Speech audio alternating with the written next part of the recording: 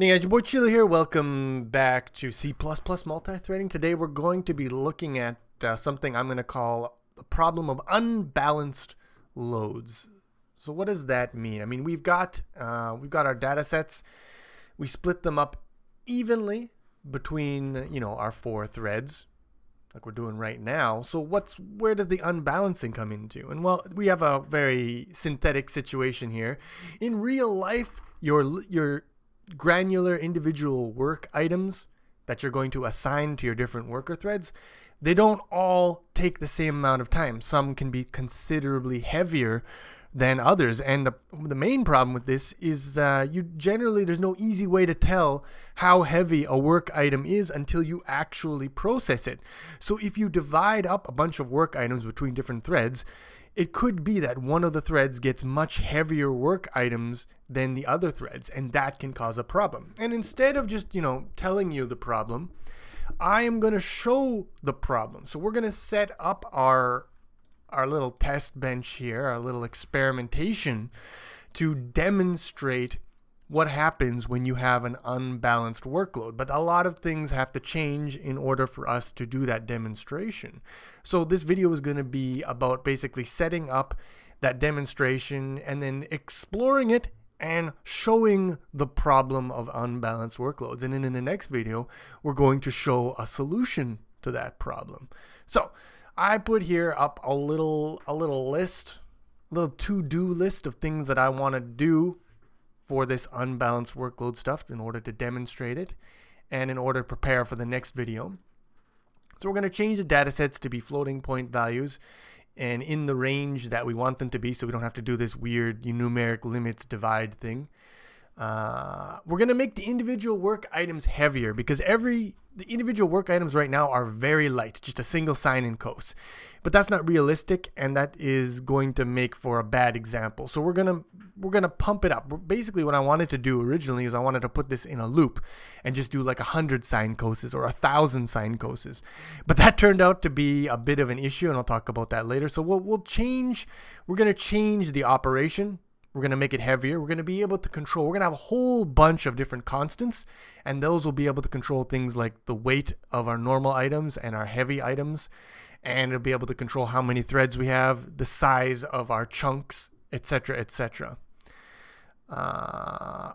So yeah, I want to make sure that the calculations are chaotic so that if you do a small change, if there's like a little bit of a problem with your thread synchronization or whatever, and it causes a small perturbation, you should be able to detect that in the output value. And you might think that that's just a no-brainer, but actually it can be tricky when you have a loop like this.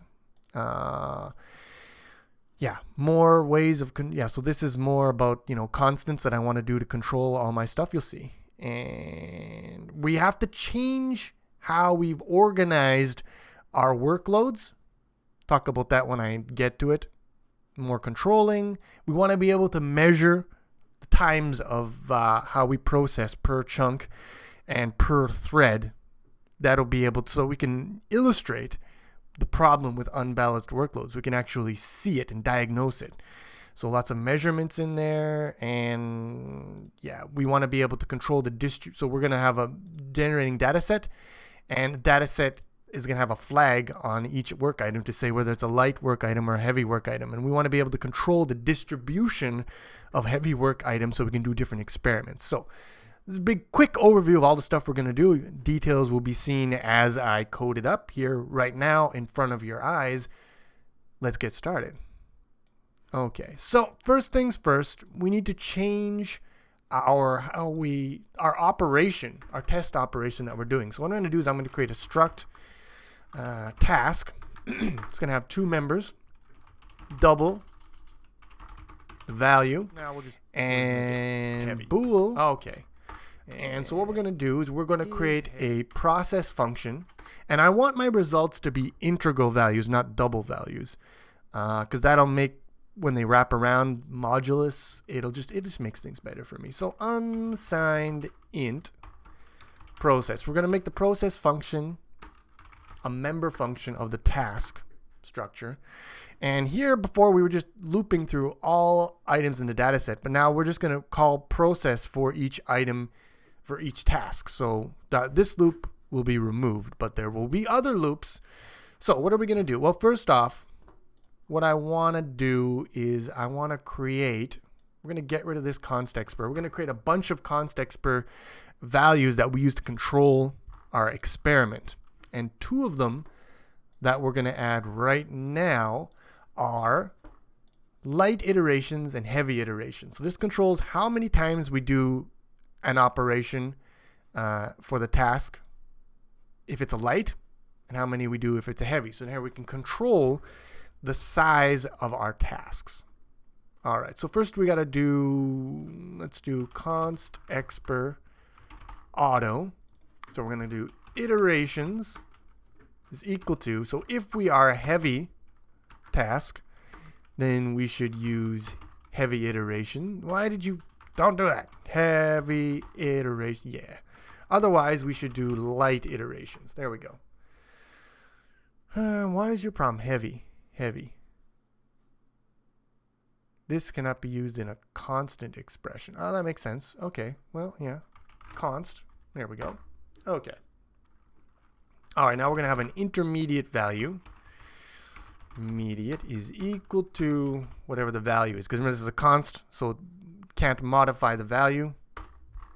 Now we're going to have a loop. So for size t I is equal to 0 as long as I is less than iterations I plus plus. Here we go. Okay, so we're going to do some operation. We're going to do it a bunch of times. Now what I first tried was I just tried do this operation, except it would be, you know, intermediate, blah, blah, blah. Now the problem with this is that if you do sine and cos back, like one after another, like 100 times, what happens is the value, it converges to the same value every time, at least as far as I've tried it. So that's not good, because we have a bunch of random data. We don't want every data item to result in the same value. We want them to result in different values, and that will help give us more chaos in our results, so that if we do a small change, if we change the random seed a little bit, or we change something about how the threads are working, number of work items, we'll get a different value, and we can detect that. It's very important. So we need an operation that has more chaos, and let me show you the one that I came up with. So what I did, I'm going to call it const auto digits is equal to, so we're going to convert the result to, well, first of all, what we're going to do, let's just break it down. We're going to do a std sine std cos of our intermediate value. So that should be intermediate. Why aren't you, what is your freaking problem? Did I spell it wrong? Okay, well, I spelled it wrong here. Makes sense. Okay.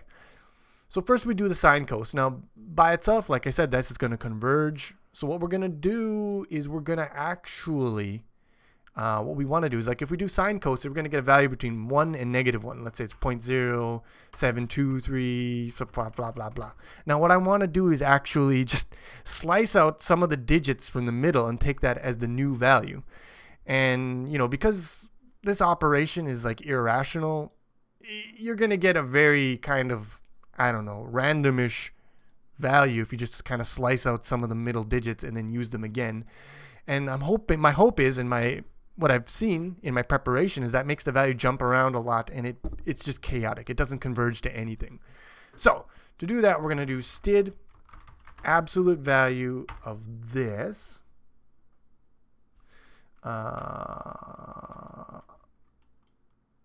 Let's multiply by 10 million. That's basically shifting the decimal point to the right by a lot. And then we're going to take the absolute value, and then we're going to convert that to an unsigned int, and then we're going to mod that by 100,000. So that'll give us, basically it slices out, you know, 5 digits from somewhere from the middle of this long double. So we're going to get this unsigned int as like a 5-digit number between 0 and 99,000. Then what we want to do is we'll do intermediate is equal to double digits divided by 10,000.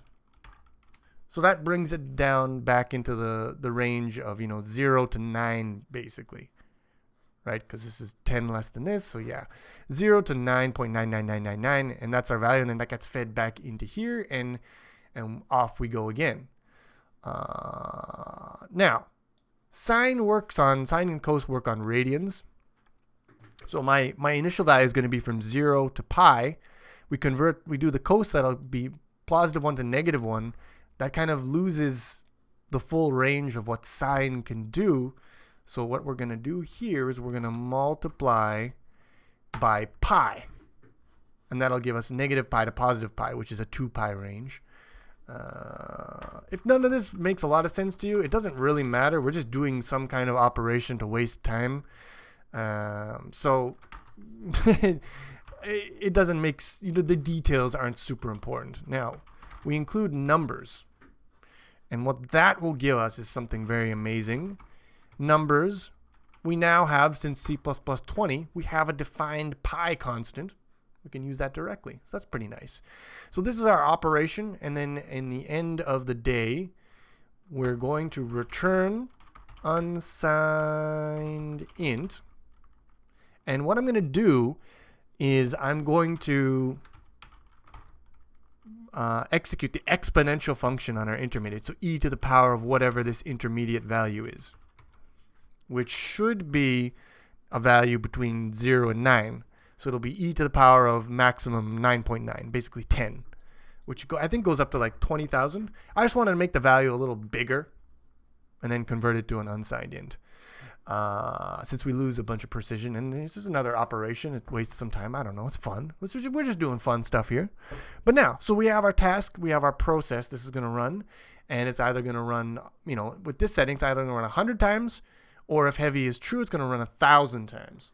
And that's good. That's good. Okay, so first things done, we got our process done. Next thing here that we want to do, all right, we want to generate our data sets. Now, this is a little tricky. First things first, I wanted to mention this, but the 4 data sets that we generate here with the random number engine, they're actually identical. So these 4 arrays for the data sets that get, fed into the 4 different workers, each worker is actually working on a completely identical data set.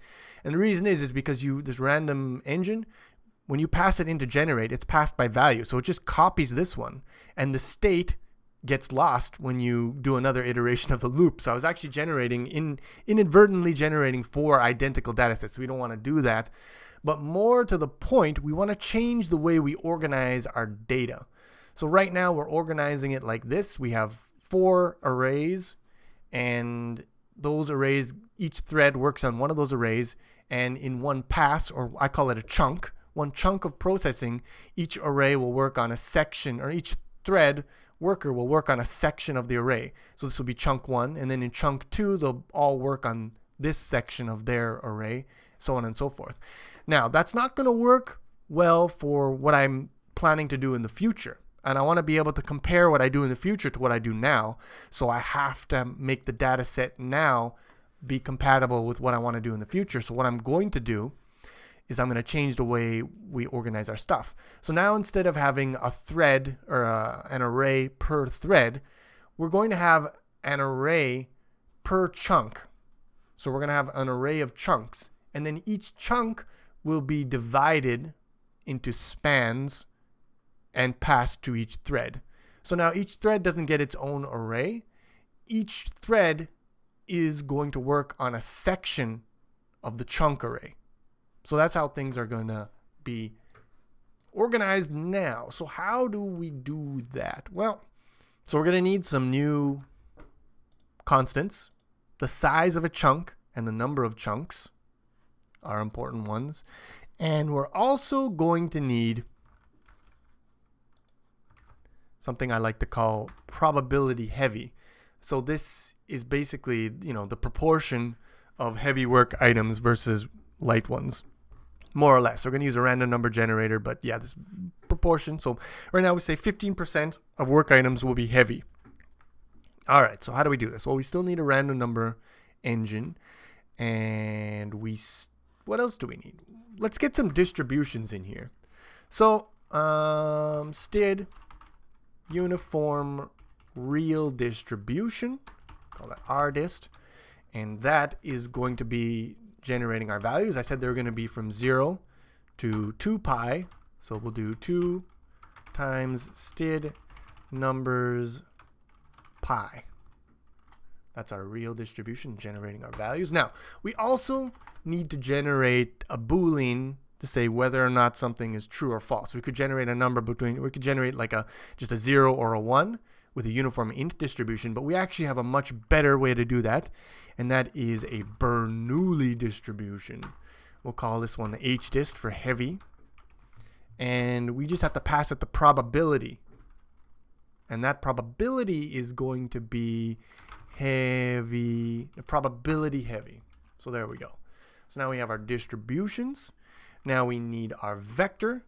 The vector is going to be an array of tasks, and the size of it is going to be chunk size. So we have an array of chunks, and however many chunks that's going to be, that is going to be, we'll just call this one chunk count. So we'll initialize the array. All the values will be pre-initialized, and then we just have to run through them and generate. So we run through, let me see here, datasets. This should be called chunks because it's an array of chunks. And I guess this, we could be fancy. We could just say auto, because we're not separating the implementation here. And we want to iterate over every chunk. We want to iterate over chunks. And for every chunk, we're going to generate. Std ranges generate, still good. Work on a chunk. And before, I was just passing in the random number entered.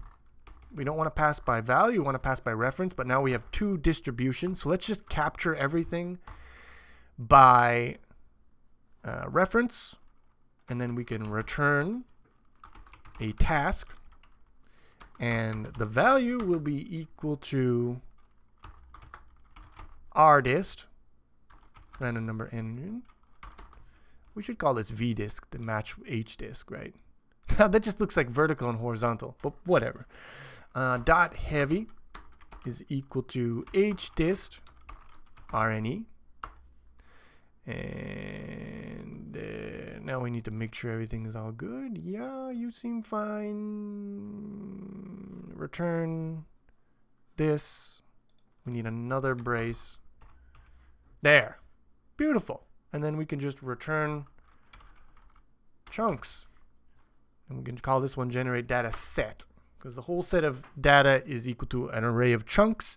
Each chunk has many tasks in it. In our case, 8,000 tasks per chunk. And there you go.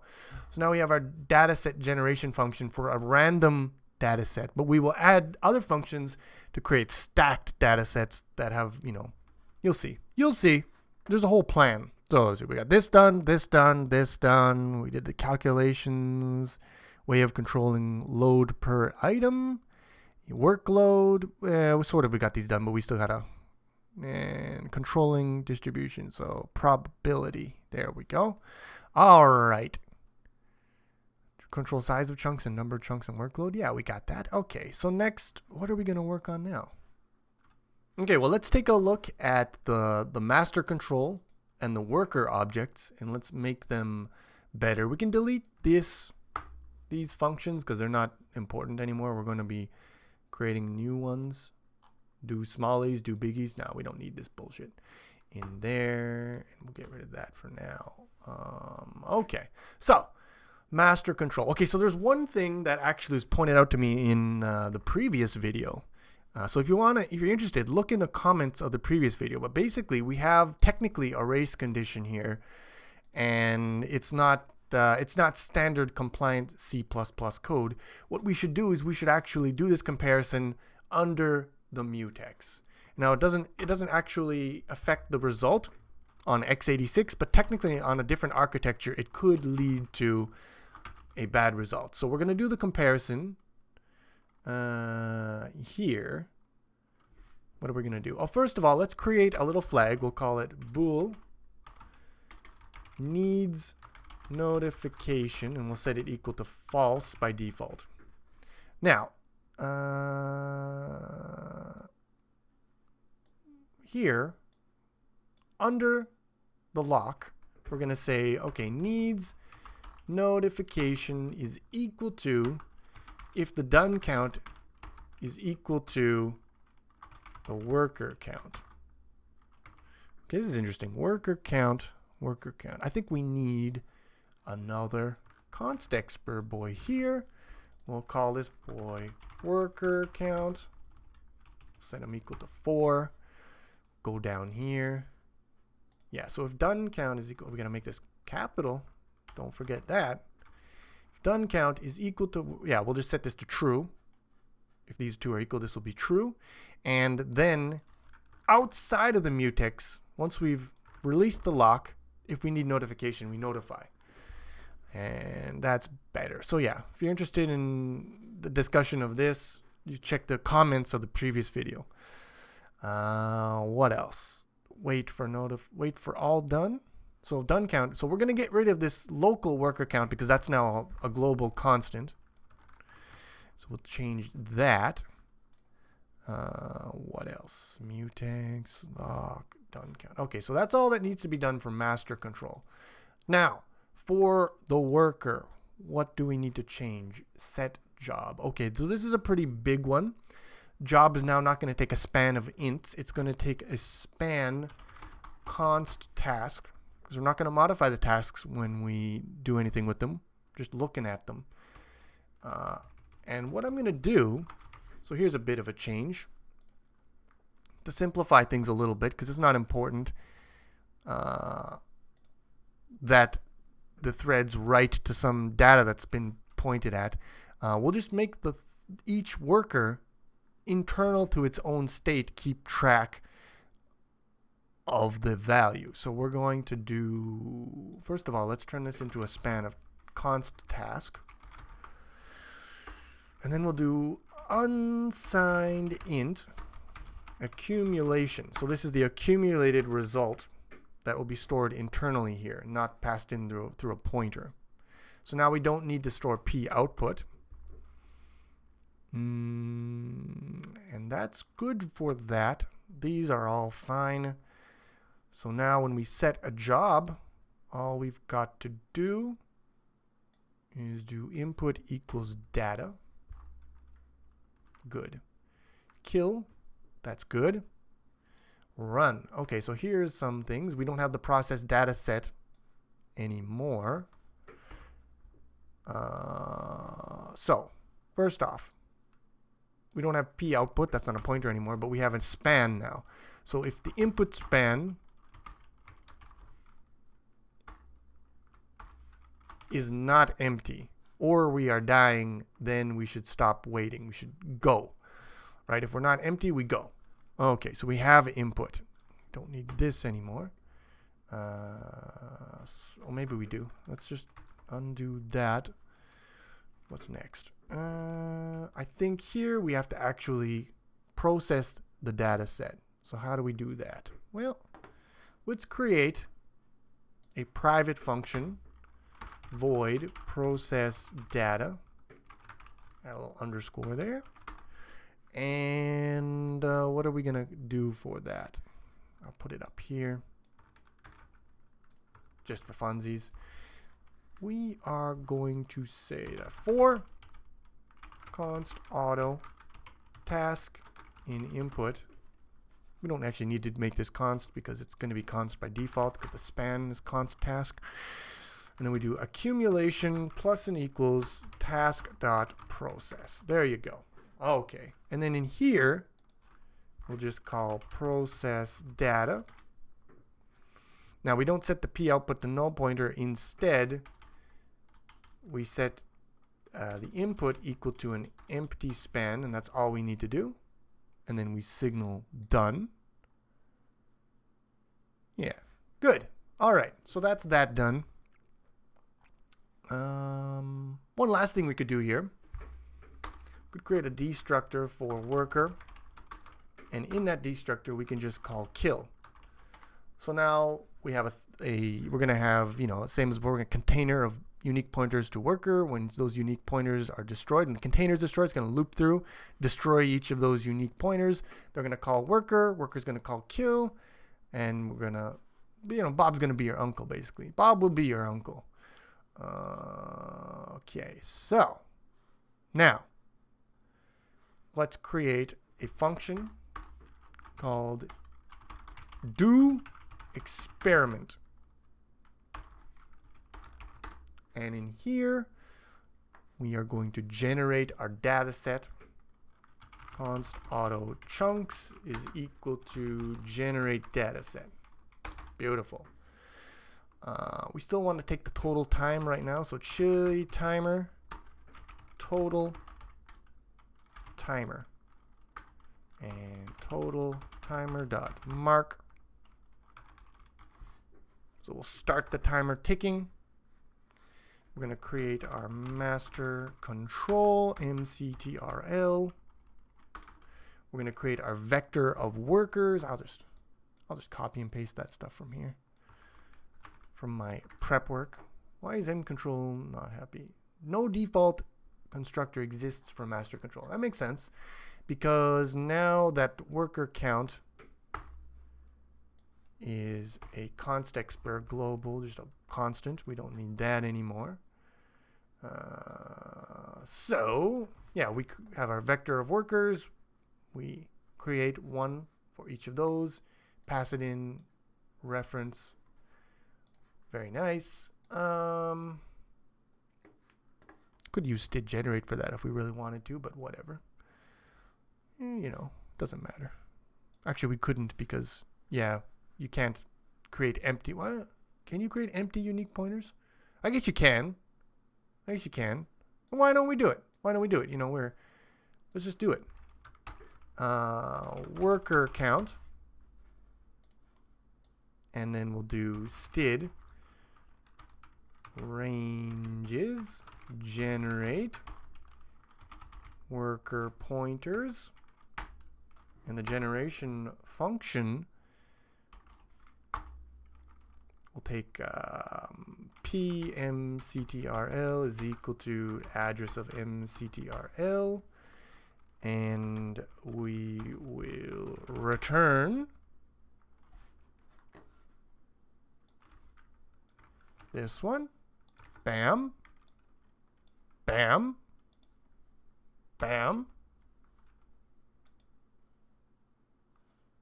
Doesn't like it.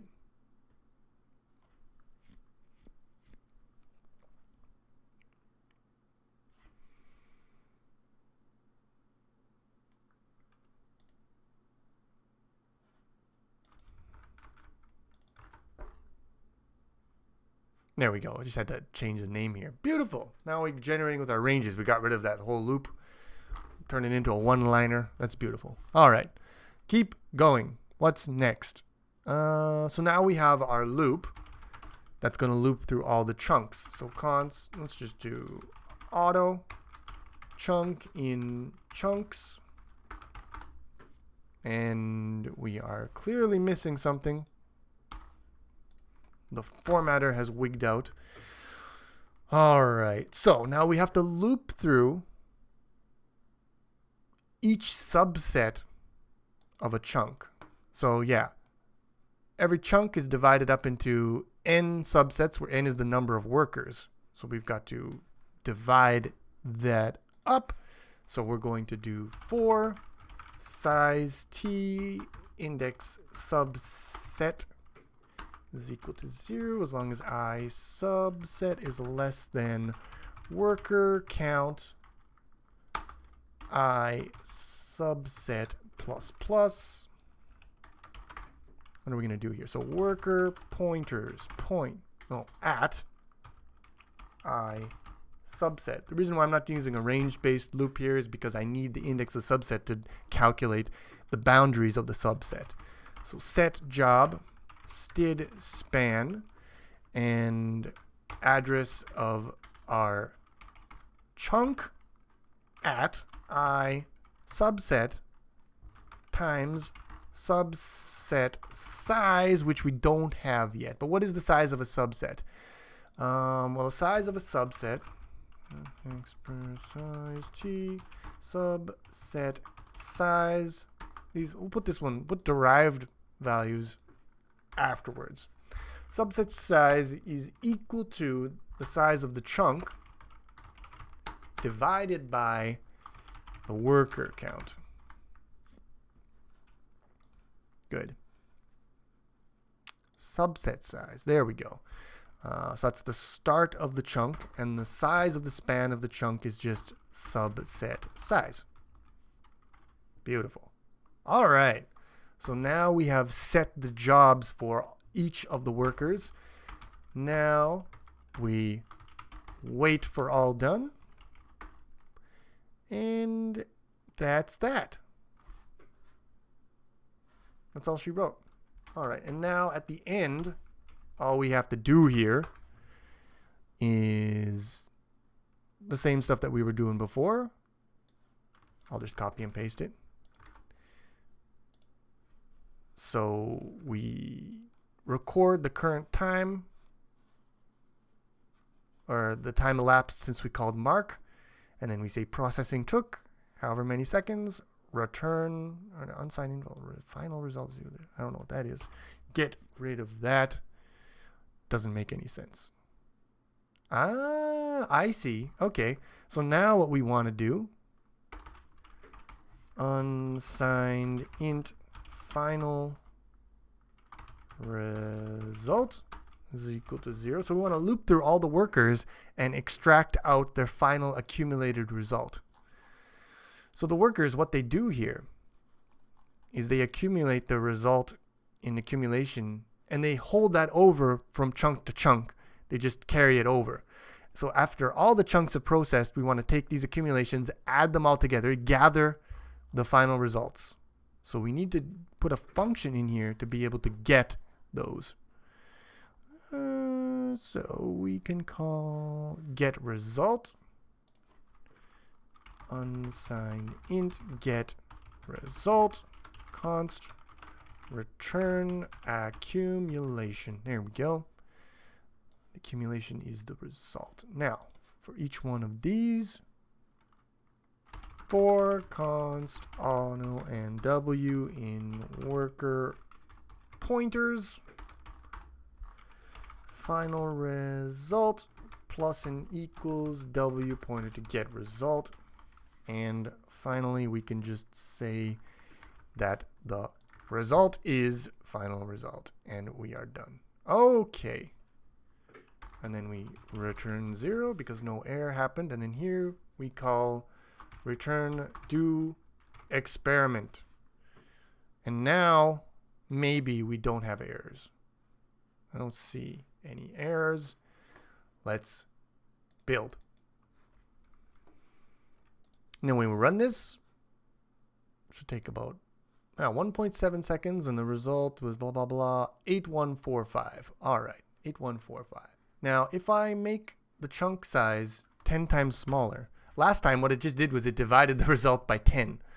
So remember 814, now it's 1288, so it's different. So this is just proving that we get good entropy, good chaos with this operation. If you make the chunk size 10 times larger, it doesn't just make the end result value 10 times larger, which is good. Now we could do some cool things, like we could change the worker count. We could say, okay, what happens if we do it with 2 workers? Does that change the end result? And if we run it, it's going to take longer because we got fewer threads working on the same amount of data, but we still see 8145 result. So number of workers does not change the result, which is good. What else? So chunk size should be evenly divisible by worker count. Otherwise, some workers will get a couple more items than other workers. So to enforce that, we can actually add some codes. We could do a static assert. We could say, well, first of all, chunk size should be greater than or equal to worker count. We shouldn't have more workers than we have chunks to work on. Does that make sense? Or items, tasks to work on in a chunk. Static assert. Make sure that the chunk size modulo worker count is equal to 0. So they should divide, worker count should divide evenly into chunk size. So now if we try to say the chunk size, let's say 8001, it's going to say, no, that's no good. You gotta do better than that, buddy. A cool thing that we can do there. Let's take a look at our task list. See what we've knocked out. Okay, so this is definitely knocked out now. We're not measuring anything except for the total time. And we're not outputting to a CSV, which is what we want to be able doing, so I can look at it in Excel. Controlling number of threads, that's good. And we're not doing any of this controlling here. So now we have to add in the measuring code. All right, so measuring time per chunk, that's easy. We'll just, put a timer for every iteration of our loop. Per thread, we'll have to add a timer for each of the workers that will keep track of it, and then a getter to get those timings out. And we also want each worker to count how many heavies it's processed and a getter for that.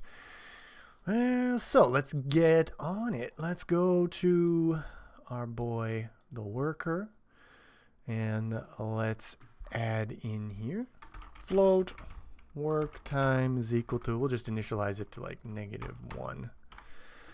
Doesn't really matter. Now we need, I don't think we could put the timer in here, I guess that's fine. So we'll do chili timer,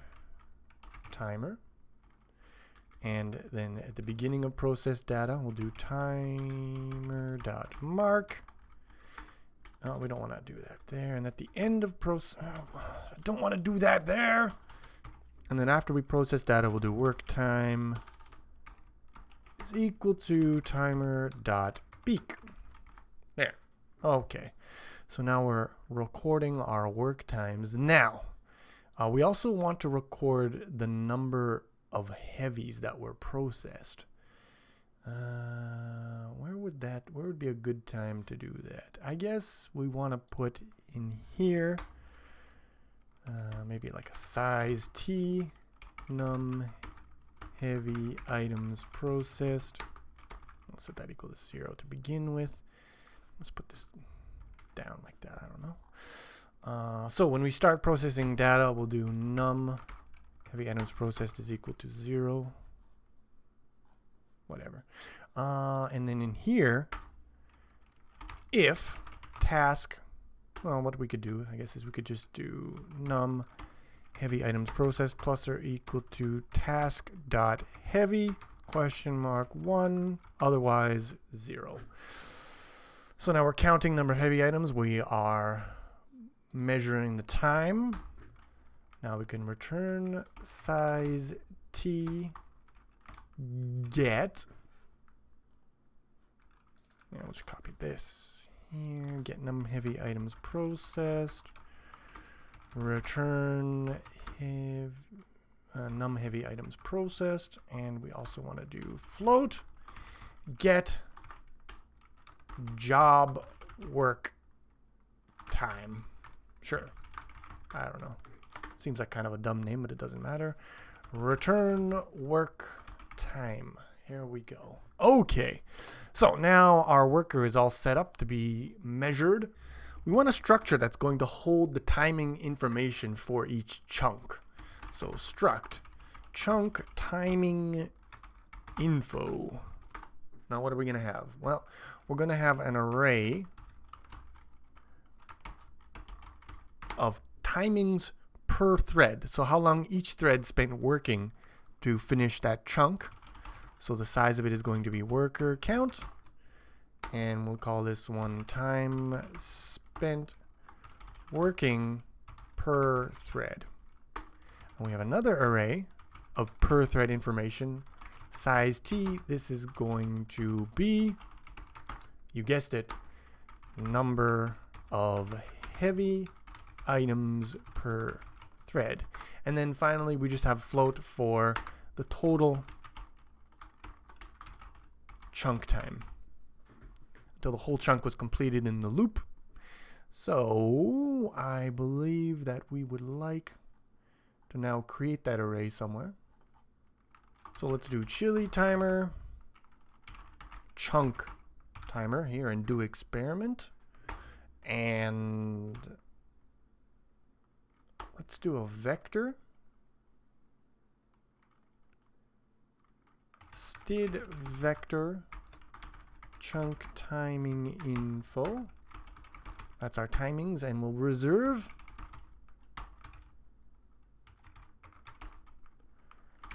chunk count. We'll need 1 per chunk. Well, we won't actually create them, but we'll reserve the space for them. A little bit of a tiny wee optimization there. And now we have all the timing stuff that we need. So for every chunk, we do chunk timer.mark. Then we wait for all done. And then constant auto chunk time is equal to chunk timer dot peak.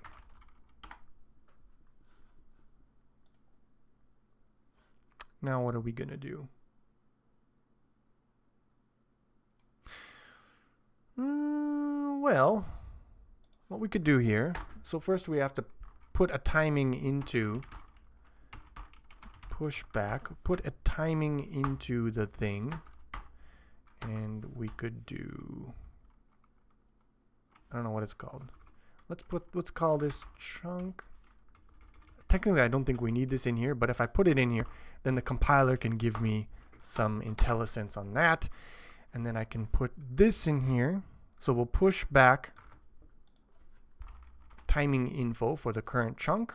We'll fill in the total chunk time immediately. Now we have to fill in the times per thread. So for, we'll just do a simple for loop over all the indices of the workers. And then we can do timings. So let's see. Let's do constant auto. No, we don't want constant. We want auto, and current for current timing is equal to timings.back.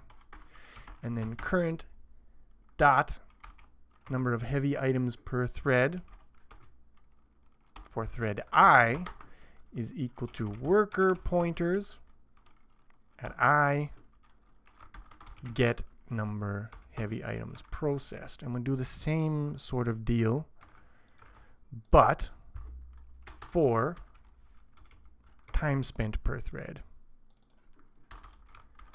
Get job work time.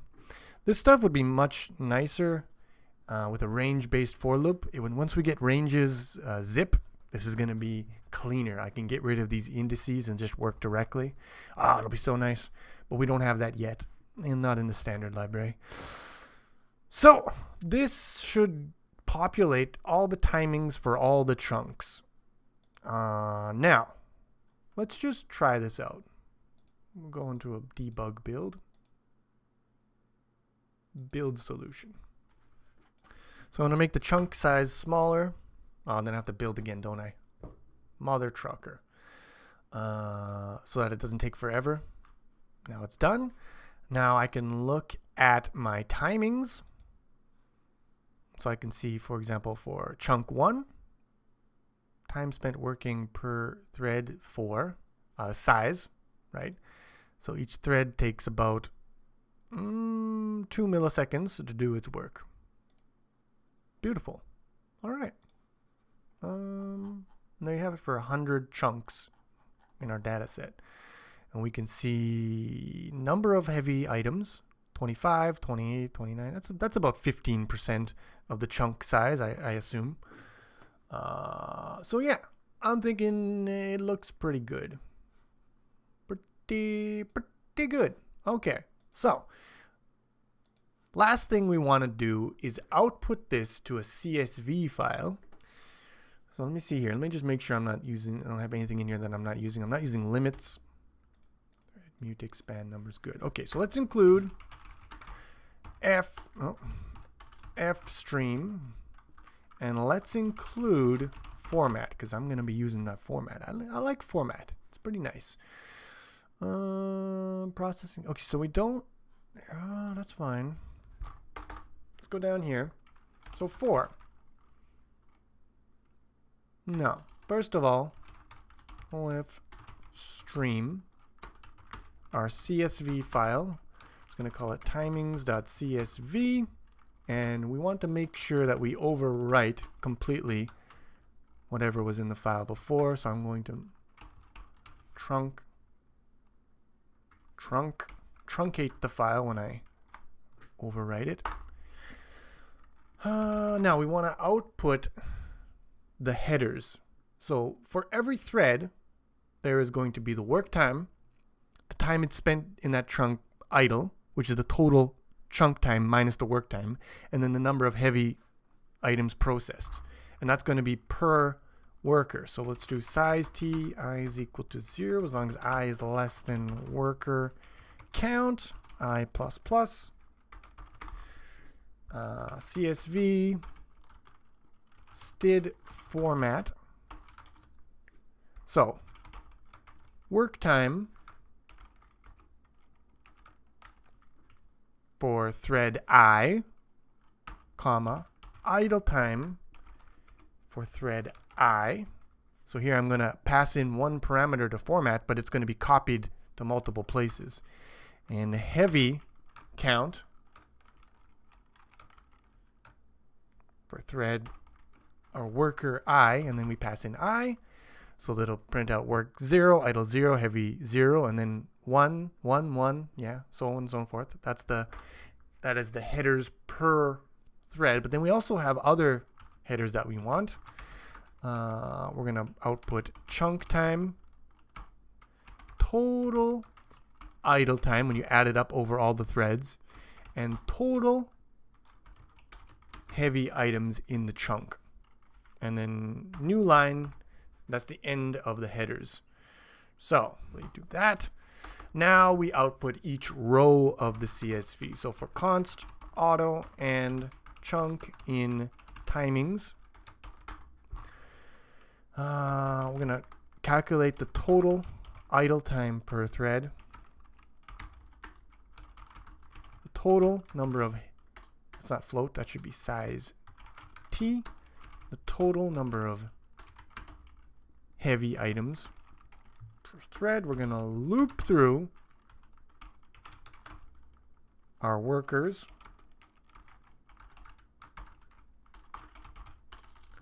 God, I really hope for range zip soon. All right, so const auto. So the idle time for that chunk is equal to the chunk dot total chunk time, or the idle time for the thread, total chunk time minus chunk dot time spent working per thread I. So time spent not working, basically. Auto heavy, number of heavy items is just chunk dot number heavy items per thread for thread I. Now we're going to output the CSV data for this thread. So it should be std format. And now we have to put separate values for each one of these because they're going to be different, obviously. So chunk dot time spent working per thread. That's the first item. The second is the idle time, and then the third one is the heavy count. So we output that. We output those for each worker, and then in the total idle, we should do this here. Now we have to accumulate the total idle time and accumulate the total heavy count. And then at the end, once we're done outputting for each thread, we do CSV std format. Bam. The 3 items, but we don't put a comma for the last one. We do a new line, chunk.total chunk time, total idle time, and total heavy count. And there you go. So that should be all of the data output. And there you go. We should have now a CSV file. I could open it up in, my CSV viewer of choice and peruse the data, peruse the measurements. Start. All right. Let's go to our folder. Let's open timings.csv. Ignore this. That's probably just a bug. I'd say that's a bug.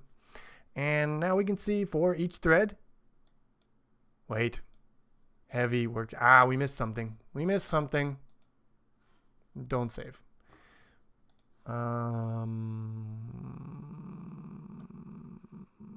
Total chunk time. Yeah, we need that there. Build.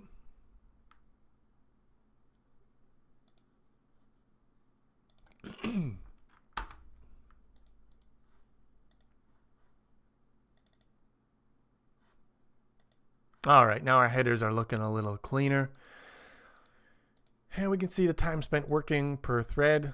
Again, 1.5 milliseconds, 1.7, 1.8.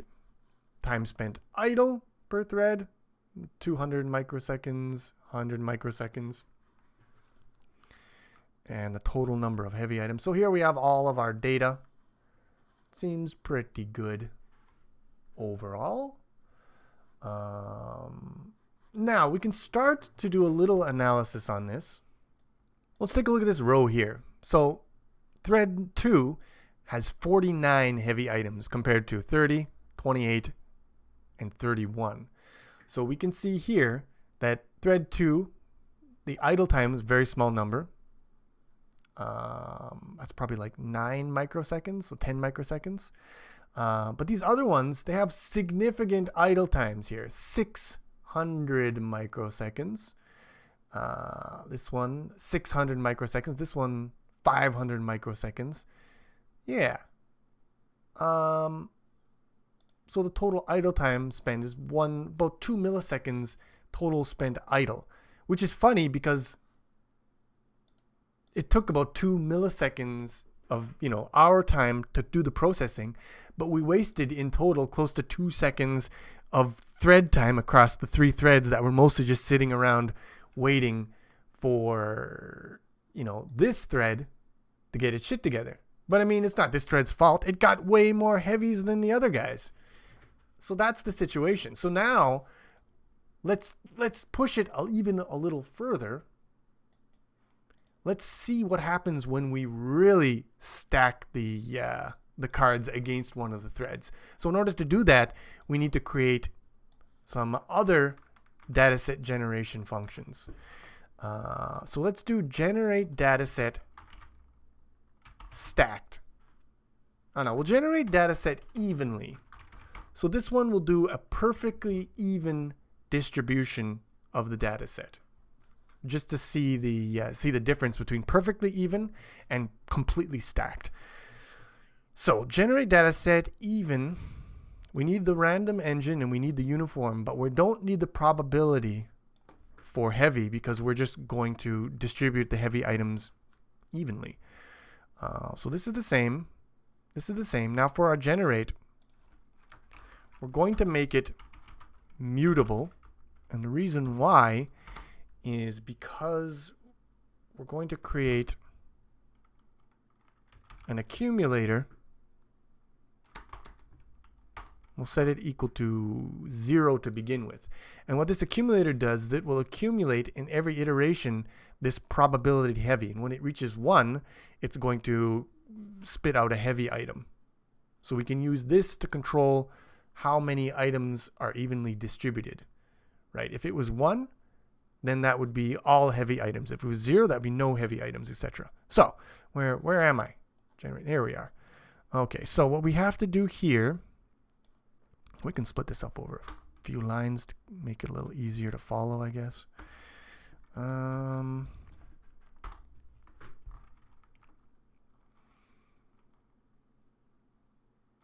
Bool heavy equal to false.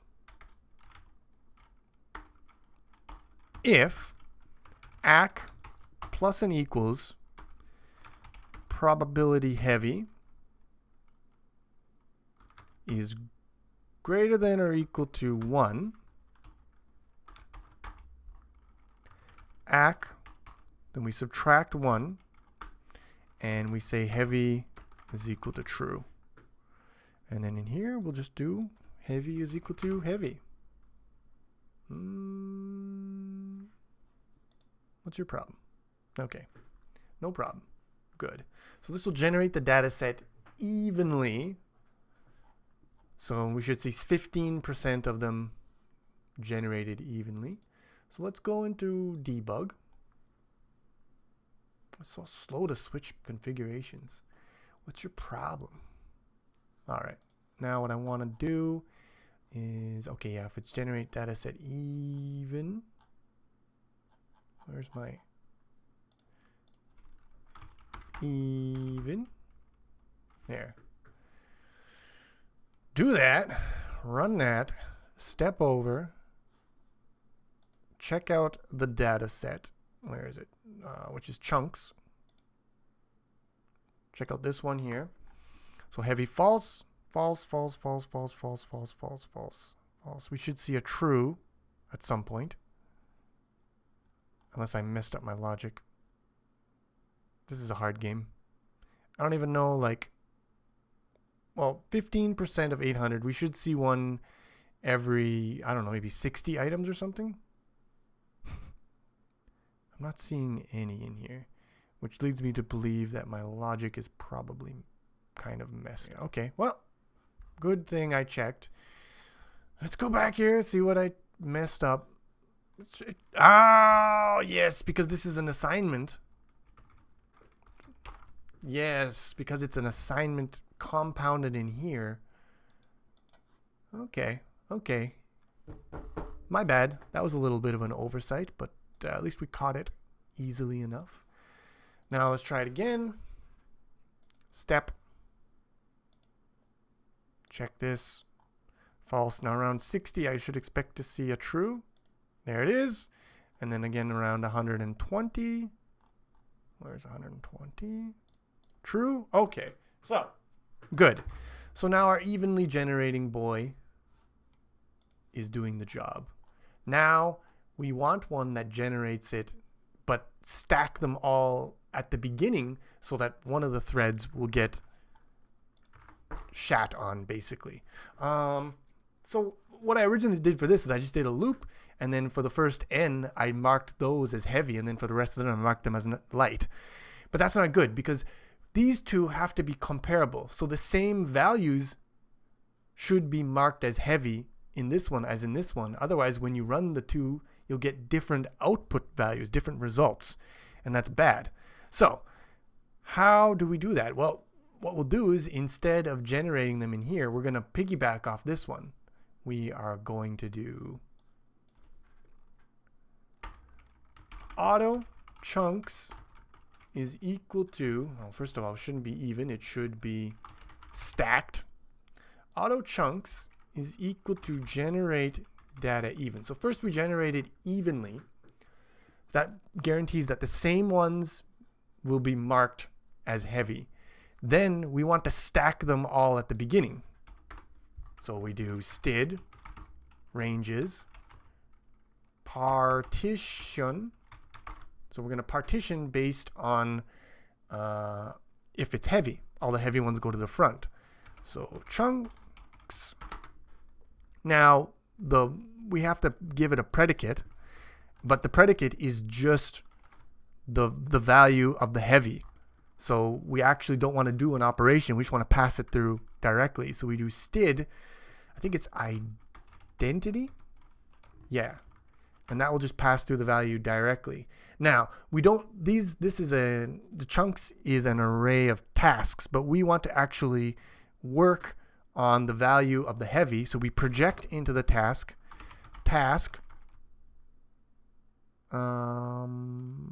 heavy. Now this is a problem because chunks is actually a vector of arrays of tasks. So we have to iterate over each chunk. So we do for auto chunk in chunks. And we should work on a chunk and partition that chunk based on the heavy. And there you go. Beautiful, beautiful use of std ranges with the projection. I love it. You gotta love it. Okay, so now we can generate a stacked data set. So let's verify that I haven't messed anything up. Generate dataset stacked. And we will run that.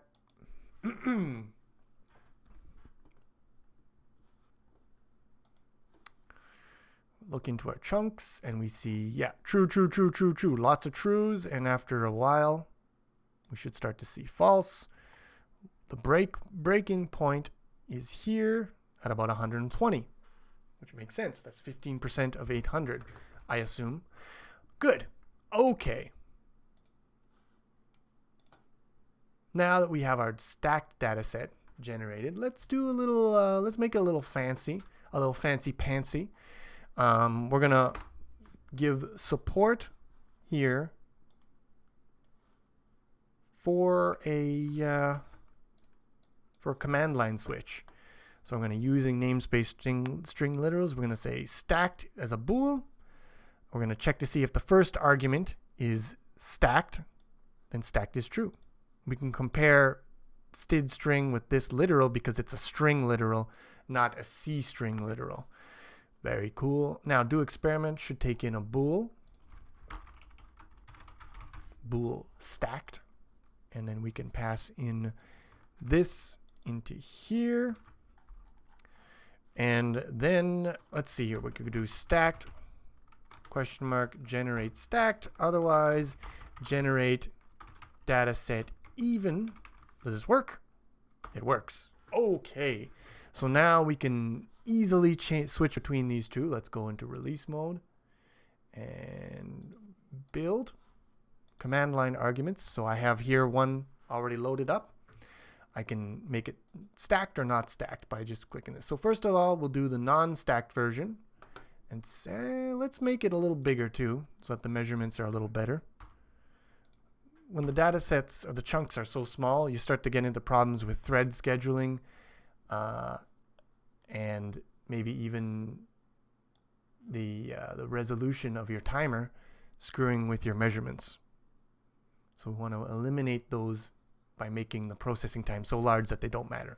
Okay, so 0.17 seconds, 7413 is the result value. Now, let's see how long it takes if it's stacked.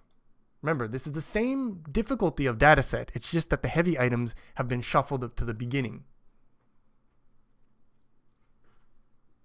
And taking some time, 4.47 seconds. That's like what? Close, maybe 2.5, 3 times slower. Remember, same data set, but we're a few times slower just by rearranging the heavies. That's the problem. That's the whole freaking problem with having an unbalanced load of your data. I just ran it again because I had Excel open, and so it wasn't able to save the CSV. So let's open this up in Excel, and yeah. So we can see here that the idle time for worker 0 is always a very small number, because this worker is doing all the work. He's got, 1,200 heavy items. The other threads have 0 heavy items, and they're spending a lot of time just sitting around with their thumb up their butt. 30 milliseconds per chunk here, close to 40 milliseconds, just jerking their gherkin, you know what I'm saying? So total idle time per chunk is 110 milliseconds.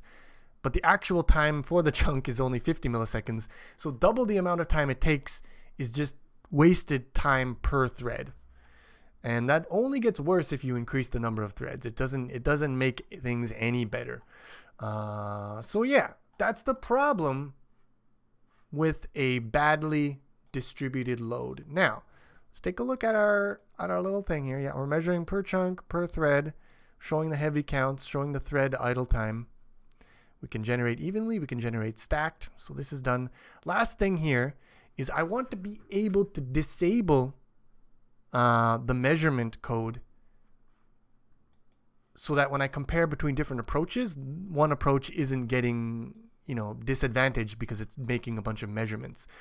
So in order to do that, what we're going to do is I'm going to put in a little const expr here. So we'll have a little switch here, chunk measurement enabled, and we'll set that to true, I guess, basically. So instead of doing stuff with preprocessor, we can do const expr. And basically what we do is we just look at stuff like this, and then we do if chunk measurement enabled, if const expr. And what that'll do is that'll basically just remove this code completely from the compilation if this is not true. So we want to do that here for timer, and here again. Well, it will add a little noise to our code, but it's important to get accurate measurements, I think. I don't know how much this stuff will affect it, but 0 is the best amount of affecting. Here we'll also disable the chunk timer, and here we'll wrap this whole thing, and then if chunk measurements is not enabled, then we're not going to do any of this CSV stuff either. And you might say, Chili, well, you're disabling a lot of that code, but if you look in like the worker here, where is it? In process data, you still have this num heavy items that's being set to 0. Although I could actually just do this here. I mean, obviously this is not going to affect our measurements in any real way, but yeah, you still have, you'll still create this timer. But that's fine because that doesn't happen in the loop. That only happens at the very beginning. And for some of this stuff, like num heavy items, it's not used anywhere because it's all been removed with this const expr. The compiler might even just remove it altogether. Although I don't think it will because it'll change the data members, but whatever. It doesn't matter. Doing this will definitely eliminate the overhead of measurement. And then let me just go into here. I'm going to delete this. We're going to set this to false. We're going to build and run. Yeah, and I did it stacked, so it's going to take 4 seconds, 4.5. And then if I go into the folder, we no longer have our CSV because that stuff was all disabled. Beautiful. And feels satisfying, man. We have checked all of our check boxes off of our list, and I think we have seen the effect of unbalancing your workloads. Next video, we're going to look at how to better balance the workload among the threads and make sure that you don't have a bunch of threads sitting with their thumb up their butt while there's a whole bunch of work that could still be done, but that's all been stacked a priori on one of the workers. So that'll be an interesting topic. We're going to look into it's basically going to be queue. It's going to be a queue, right? But yeah, that'll be a good time. Until then, hope you enjoyed this. Oh yeah, one last thing. The prep work that I did for this video, probably about 2.5 hours of prep work, those are in separate videos in this playlist. They'll be marked. So if you are interested in seeing all the prep that went into me making this video, which is also pretty long, you can look at those. But until then, I'll see you soon. Click the like button if you enjoyed the video. C++ multithreading. Bye-bye.